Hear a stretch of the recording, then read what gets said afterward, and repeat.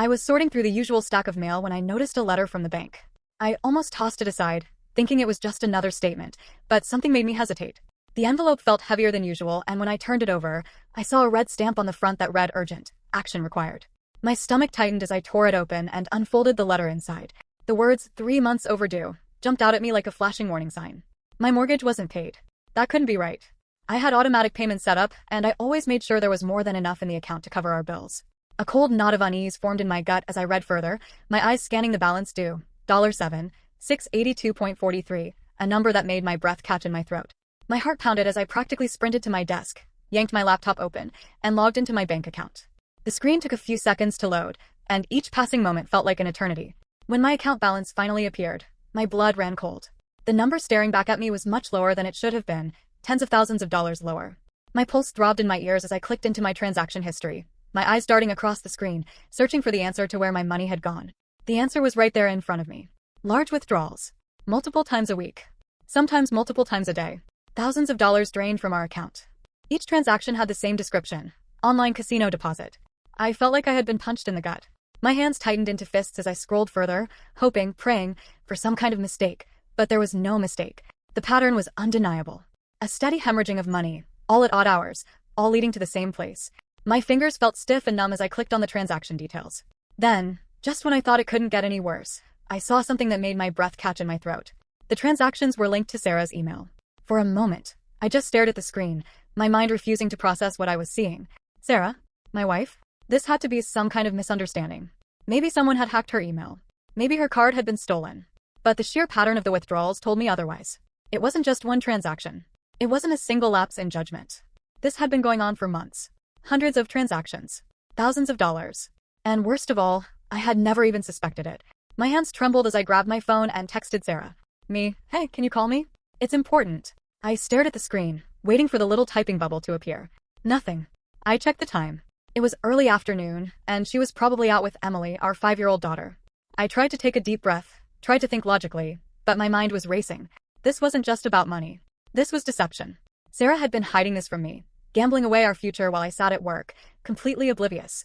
And the worst part? I had no idea if she had stopped. When she finally walked through the door that evening, I was waiting for her at the kitchen table.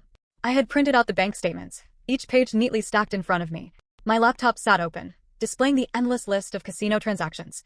Emily ran inside first, her tiny sneakers squeaking against the hardwood floor as she tossed her backpack onto the couch and rushed toward me with a big, excited smile. Daddy, she giggled, throwing her arms around me. I forced a smile, hugging her tightly as my chest ached. No matter what was about to happen, Emily was innocent in all of this. Sarah walked in right behind her, setting her purse down on the counter and tucking her hair behind her ear. Hey babe, you're home early, she said casually, not yet sensing the weight in the air. I didn't answer right away. I just gestured to the chair across from me.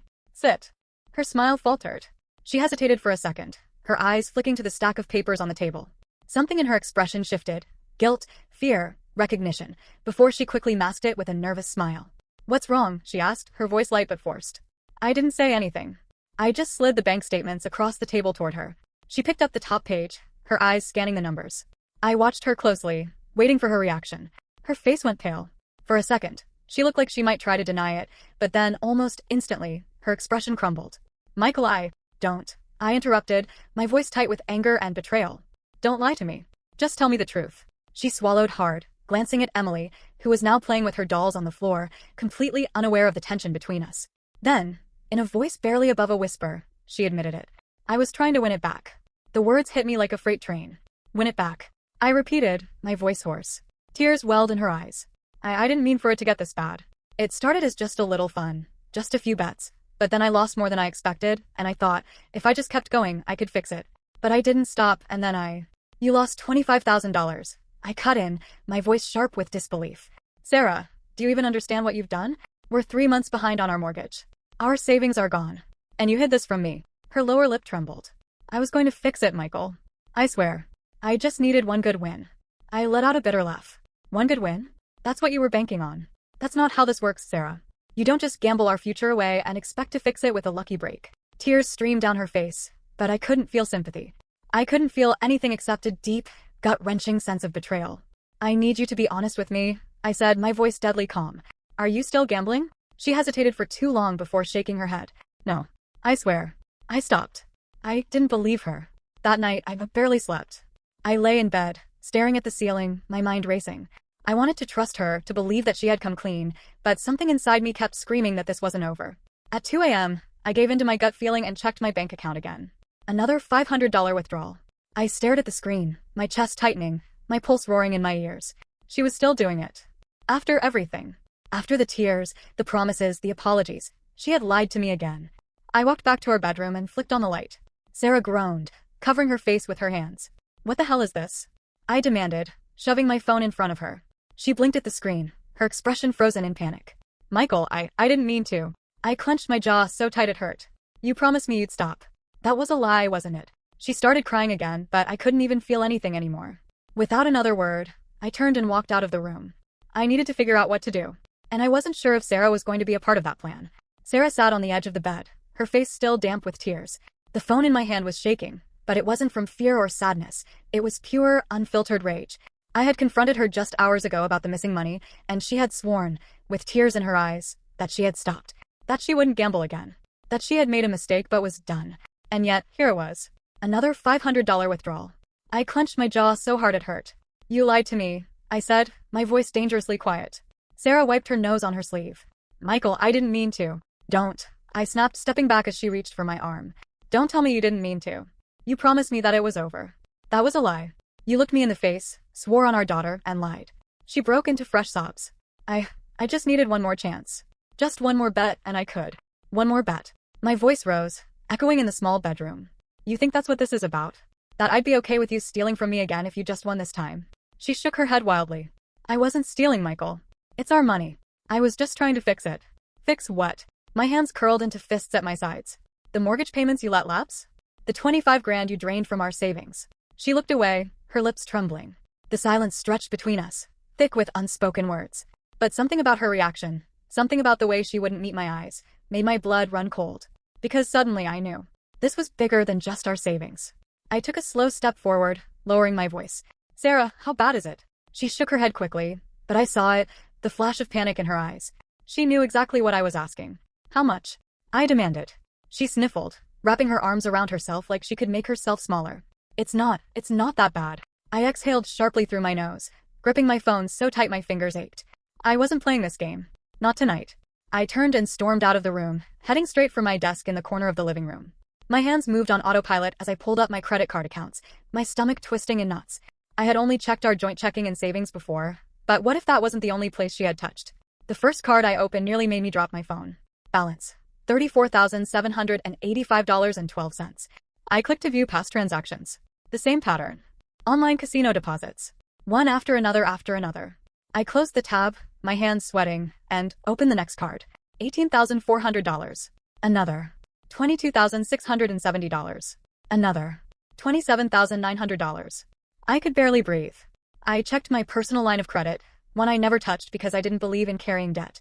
$50,000 maxed out. This wasn't just our savings. This wasn't just the mortgage. Sarah had burned through over $100,000 in credit cards and loans. My stomach lurched. I felt like I was going to be sick. I marched back into the bedroom, my pulse thundering in my ears. Sarah flinched as I flipped the light on, the glow casting harsh shadows across her tear-streaked face. You maxed out our credit cards? I demanded. She gasped. Michael, $50,000 in personal loans, Sarah? I was shouting now, my voice cracking under the weight of it all. Her face crumpled. I had no choice. I had to. Had to what? I threw my hands up. Lose more money? She let out a choked sob, rocking slightly where she sat her day. I thought I could win it back before you noticed. The stupidity of that statement made me want to put my fist through the wall. But then something else hit me. I had checked our accounts, our credit cards, our loans. But Sarah had family. She had friends. And for the first time since this nightmare started, I felt true, bone-deep dread. I turned back to her, my voice lower now, more dangerous. Did you borrow money from people? Sarah's breath hitched. The way she froze told me everything. I took a step closer. Who? She let out a small, broken whimper. It's not that much. I grabbed my phone again, my hands flying across the screen as I texted her younger brother, Ethan. Me. Did Sarah ask you for money? No response. I moved to her best friend, Lena. Me. Did Sarah borrow money from you? Then her cousin, Rebecca. My heart pounded. One by one, my phone lit up with replies. Ethan. Yeah, she said you guys were struggling with bills. She promised she'd pay me back in a month. Why? Lena. OMG, yes. She said it was for an emergency. Michael, what's going on? Rebecca, please tell me she didn't lie to me. I gave her $10,000. I stared at the screen, my vision blurring. My wife, the woman I had trusted with everything, had borrowed thousands of dollars from her family and friends, lied to them, manipulated them, dragged them into this disaster without a second thought. I slowly lowered my phone and looked at Sarah. How much? She shook her head, tears streaming down her face. I don't know. How much, Sarah? She let out a strangled sob. I don't know, Michael. I stopped counting. I was just trying to fix it. I took a shaky breath, pressing my fingers to my temples. My mind was reeling. I had to get out of this room, out of this house, away from her. I turned on my heel and stormed toward the front door, yanking my jacket from the hook. Sarah scrambled after me, grabbing my arm. Please, Michael, don't leave. I can fix this, I swear, I just need. I ripped my arm away, my skin crawling at her touch. You don't need anything, Sarah. You already took everything. She collapsed onto the floor, sobbing, as I walked out the door. I had no idea what I was going to do next. But I knew one thing for sure. I couldn't trust her ever again. When Sarah walked back into the house after disappearing for 2 days, she looked like a wreck, her hair tangled, her clothes wrinkled, and her eyes bloodshot. But I didn't care about any of that because the only thing I wanted to know was where she had been and how much more damage she had done. So the moment she stepped inside, I demanded an answer, my voice barely controlled as I asked, "Where the hell have you been?" But instead of answering right away, she just stood there shifting nervously from foot to foot, before mumbling something about needing space, needing time to think, and that was all the confirmation I needed because I already knew the truth. She had been gambling again, and when I pressed her, when I asked her how much she had lost this time, she started crying, covering her face with her hands like she always did when she got caught, and I didn't wait for her to confess because I had already pulled out my phone, logged into our retirement account, and the second I saw the balance, my vision blurred, my entire body going cold because there was nothing left. Not a single cent, the full $80,000 gone, wiped out, and when I turned the screen toward her, my hands shaking with fury, she just kept sobbing, repeating over and over again. I thought I could win it back, I thought I could fix it, and I felt something snap inside me because this wasn't a mistake anymore. This wasn't just a bad decision. This was destruction. Complete and total. And the worst part was that she still didn't seem to fully grasp what she had done. I couldn't even look at her as I turned away, running both hands through my hair, my breathing uneven, my mind racing through the reality of what this meant because the retirement account was the last bit of financial security we had, the only thing standing between us and complete ruin, and now it was gone. Just like the mortgage payments, just like the savings, just like the credit cards, just like the personal loans. And for the first time since this nightmare started, I felt truly, completely trapped because there was no coming back from this, no way to undo it, no magic solution that would make the hundreds of thousands of dollars in debt just disappear, and as I tried to process that, as I tried to figure out what the hell I was supposed to do next, the doorbell rang, the sharp chime cutting through the suffocating silence in the room, and for a brief second, neither of us moved because it was so unexpected. But then I walked toward the door, my body tense, my mind already assuming the worst, and when I pulled it open, my suspicions were confirmed because standing there was a man in a suit, holding a thick envelope, his expression unreadable as he asked, "Michael Carter?"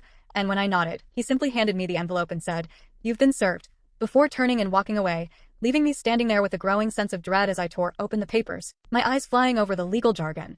And then I saw the number. $256,000. It felt like the air had been sucked out of the room as I scanned the document, my hands gripping the paper so tightly that it crumpled at the edges, my stomach twisting into knots as I realized that this wasn't just about the money Sarah had already spent. This was about the money she owed, the loans she had taken out, the credit cards she had maxed, the debts she had accumulated in my name, and now the creditors weren't just knocking on our door, they were coming to take everything, the house, the cars, whatever savings I had left, all of it. And when I turned to Sarah, holding up the lawsuit with an expression that could have shattered glass, she didn't even try to deny it. She just let out a weak, broken sob and whispered, "I didn't mean for it to get this bad," and for the first time, I genuinely hated her because she did mean for this to happen. Not in the sense that she had planned for things to spiral this far out of control, but because she had made every single choice that led us here, and even now, even with a lawsuit demanding over $250,000, she still wasn't fully taking responsibility for it. The next morning, after spending the entire night staring at the ceiling, unable to sleep, unable to stop thinking about the complete collapse of my life, I made an appointment with a lawyer, a man named Daniel Grayson, who specialized in financial crisis management, debt relief, and asset protection, and when I arrived at his office, I felt like a man walking into an execution chamber because I already knew what he was going to say, but I needed to hear it anyway, so I sat across from him in his cold, sterile office, watching as he flipped through the lawsuit, occasionally making notes on a yellow legal pad, his brow furrowed in concentration, and after what felt like an eternity, he finally set the papers down and leaned back in his chair, tapping his pen against the desk as he exhaled through his nose before saying, in a tone that was far too calm for what he was about to deliver, "This is bad," and I let out a bitter, humorless laugh because I didn't need a legal expert to tell me that, but instead of responding, I just clenched my jaw and asked, "What are my options?" Because that was all I cared about now, not how bad it was, not how much damage Sarah had done, just what I could do to stop it from getting worse. Daniel sighed, rubbing his jaw as he glanced back at the papers before meeting my gaze with a level of directness that made my stomach sink. Your best bet? Divorce her. Immediately. Separate your finances as much as possible. If you can prove she acted alone, you might be able to protect yourself from the full amount, but if you stay legally tied to her, they will come after you for everything, and they will take whatever they can get. I felt like I had been punched in the chest because I had already considered divorce, had already printed the papers, had already known that this marriage was over, but hearing it from a lawyer, hearing it in the context of survival, made it real in a way that it hadn't been before, and for the first time since this entire nightmare began, I felt something shift inside me, a cold, brutal acceptance that Sarah wasn't just someone who had made bad choices, she was someone who had destroyed me. And now, if I didn't act fast, she was going to take me down with her, so I nodded slowly, my voice steady as I said, "What do I need to do?" And Daniel immediately started listing off steps, telling me to freeze all joint accounts, to remove her from any assets in my name, to document everything, and as I sat there, listening, absorbing, preparing for what was to come, I realized that I wasn't just trying to save my finances anymore, I was trying to save my life because Sarah had already taken everything she could from me, and if I didn't cut her loose now, she was going to drag me straight into the abyss with her. When Sarah walked back into the house after disappearing for 2 days, I had already decided that whatever remained of our marriage was beyond saving, but even then, even after everything she had done, I still wasn't prepared for just how much worse things were about to get because the moment she stepped inside, looking exhausted and disheveled, I could already tell that she had spent every second of her absence gambling. And I barely had time to process that before my phone buzzed with an email notification, one that made my heart pound the moment I read the subject line, loan approval confirmation, Westland Finance, and for a brief second, I thought it had to be some kind of mistake or maybe even a phishing scam. But then I opened it and saw my full name, my address, my social security number, and worst of all, a loan agreement with my forged signature at the bottom, confirming that $15,000 had already been deposited into an account that I had never even heard of, and I didn't even hesitate before turning to Sarah, my voice sharp with fury as I demanded, "What the hell is this?" And when she looked at me with that same wide-eyed, innocent expression, the same one she always used when she was about to lie, I saw straight through it. So before she could even try to deny it, I held my phone up to her face and repeated the question, watching as her eyes flickered toward the screen, her entire body tensing, because she knew exactly what she had done. She knew that I had finally caught her in something that went beyond debt, beyond gambling, beyond reckless spending. This was fraud. She didn't even try to come up with a story this time, didn't try to gaslight me like she had before, because the evidence was right there, undeniable and damning, but instead of answering, instead of admitting to what she had done, she broke down into hysterical sobs, covering her face with her hands as she dropped onto the couch, and for the first time since this nightmare had started, I felt absolutely nothing for her. No pity, no anger, just a cold, detached sense of finality because I knew then that there was no way back from this, no possible explanation or justification that would ever make me forgive her, so instead of wasting another second listening to her cry, I turned away, grabbed my car keys, and drove straight to the police station, walking inside with my jaw clenched and my hands shaking because as much as I had hated the idea of involving the authorities, I knew I had no choice anymore. And when I stepped up to the front desk and told the officer, "I need to report identity theft and financial fraud," there was no hesitation in my voice, no doubt. Just the grim certainty that whatever happened next, Sarah was finally going to face the consequences of what she had done. The process of filing the report was excruciatingly slow, every question forcing me to relive another betrayal, another discovery, another moment where I should have seen this coming sooner, and by the time I was sitting across from Detective Ryan Keller, a grizzled man with tired eyes and a no-nonsense demeanor, I felt like I was being crushed under the weight of it all. But I forced myself to stay focused as I went through every detail, explaining how Sarah had drained our savings, maxed out our credit, stolen from our retirement, and now, finally, had resorted to outright fraud, forging my signature, creating fake bank accounts, and taking out loans that I had never applied for, and I watched as Keller scribbled notes, occasionally glancing up at me with an unreadable expression, until finally, after what felt like an eternity, he set his pen down and asked, "Have you checked your credit reports?" And the second the question left his mouth, a wave of nausea rolled through me, because I had been so focused on this one loan that I hadn't even considered the possibility that there might be more. He handed me a form, explaining that if I signed it, they could run a full financial check, cross-referencing my identity with any other suspicious loans, and my hands were practically shaking as I scrawled my name at the bottom, barely able to breathe as I waited for him to return with whatever new disaster Sarah had left for me, and when he finally walked back into the room with a thick stack of documents, his face grim, I knew before he even spoke that it was bad, but nothing could have prepared me for the truth, because when he tossed the papers onto the table and said, "She didn't just take out one loan, she took out 7, it felt like my entire world tilted, my vision narrowing as I grabbed the documents, flipping through them with mounting horror as I saw the numbers. 15,000 from Westland Finance, 10,000 from Capital Lenders, 20,000 from Swift Credit, loan after loan. All taken out in my name, all using my credit, all with forged signatures, and as I struggled to process it, as I tried to comprehend just how deep this hole had gotten, Keller leaned forward and said, "And it's not just you." I froze, my breath catching in my throat as I slowly looked up at him, barely able to force out the words. "What do you mean?" And instead of answering right away, he slid another set of papers toward me, his tone measured but firm as he said, "We ran a check for loans under similar information, and it looks like your wife also used your brother's social security number for a $12,000 loan. And your cousin Rebecca's identity for another $8,000. The room spun, my stomach churning, my hands gripping the edge of the table so hard that my knuckles turned white because this wasn't just my problem anymore. This wasn't just my life that she had destroyed. Sarah had gone beyond me, beyond our marriage, and had started dragging my family into this, lying to them, using them, stealing from them just like she had stolen from me, and something inside me finally broke. Something that had been holding me back, keeping me from going all the way. Because up until that moment, I had still been hesitating, still been thinking about damage control, about escaping instead of fighting back. But now, there was no hesitation left. No indecision, no guilt, because this was beyond personal, this was criminal. I forced myself to meet Keller's gaze, my voice steady for the first time in what felt like forever as I asked, "What do I have to do to press charges?" And I saw a flicker of something in his expression. Maybe surprise, maybe respect, but he didn't question it, he just nodded and said, "We'll need you to file an official complaint, and once we build a case, we'll be moving forward with fraud charges," and I exhaled slowly, then nodded, my decision made, my path clear. Because Sarah had made one fatal mistake. She had assumed that no matter what she did, no matter how badly she hurt me, no matter how much she stole, I would never actually go through with it, never actually turn her in, never actually destroy her life the way she had destroyed mine. But she had underestimated me, had thought that love or history or some lingering sense of duty would keep me from doing what needed to be done, and she had been wrong. I left the station that day knowing that my marriage was officially over, not just in theory, not just in my mind, but in reality, because as soon as I got home, I called my lawyer, told him to file the divorce paperwork immediately, and as I sat there, listening to the details of what needed to happen next, I realized that for the first time in months, I wasn't the one drowning. I wasn't the one scrambling to fix something that was beyond repair, because this time, it was Sarah who was about to lose everything.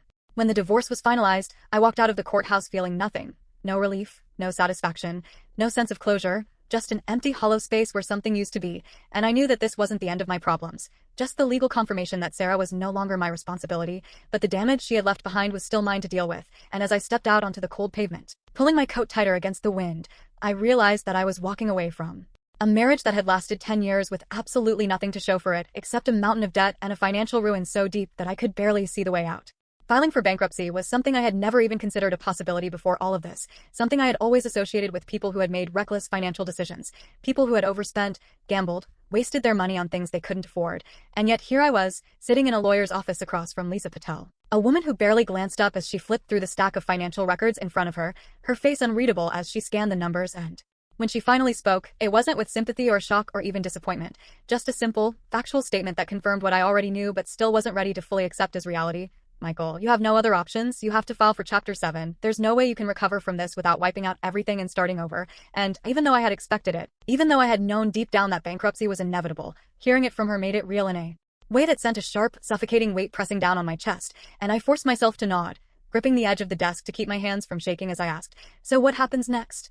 Lisa leaned back in her chair, adjusting her glasses as she explained the process, telling me that the court would liquidate whatever assets I had left, which wasn't much since the house had already been foreclosed on and the cars had been repossessed, and that my credit would be destroyed for at least 10 years, making it nearly impossible for me to get a loan, rent a decent place, or rebuild anything for a long time. And when I asked her what I was supposed to do in the meantime, she just shrugged and said, "You start over," like it was the easiest thing in the world, like it wasn't the most humiliating and devastating decision I had ever had to make, but there was no point in arguing.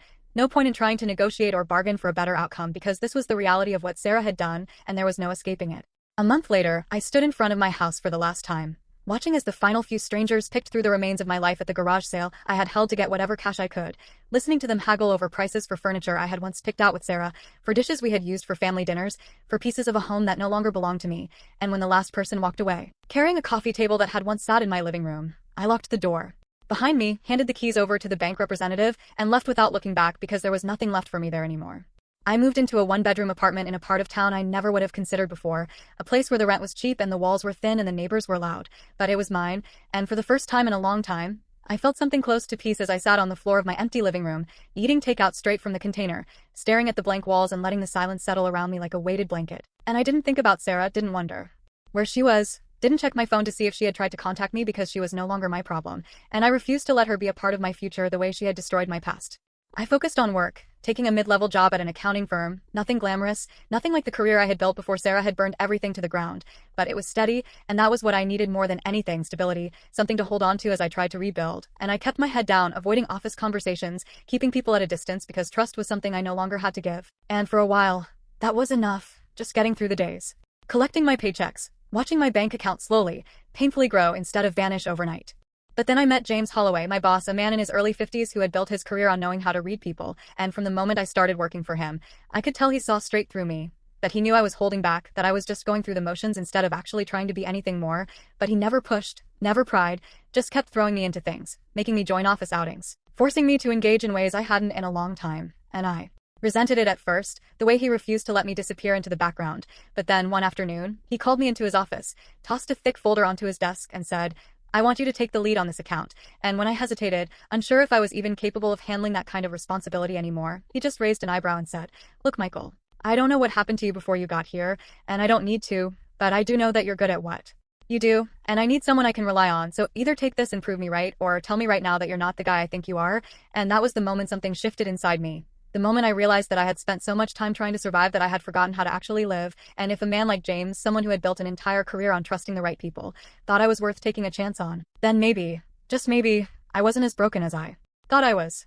It took years before I felt truly stable again, before I stopped waking up in a cold sweat, expecting to check my bank account and find it empty, before I stopped flinching every time my phone rang, before I stopped wondering when the next disaster was going to hit, and even though I still wasn't fully recovered, even though the scars of what Sarah had done would always be there, I had learned how to move forward, how to rebuild, how to trust again, and one evening, as I sat in my small but fully paid for apartment, looking over my financial statements, watching the numbers finally grow instead of disappear, I realized that for the first time in years, I wasn't afraid anymore. I wasn't waiting for the other shoe to drop, I wasn't holding my breath, and even though I wasn't where I wanted to be yet, even though there was still a long way to go, I had finally done something that once seemed impossible. I had started over.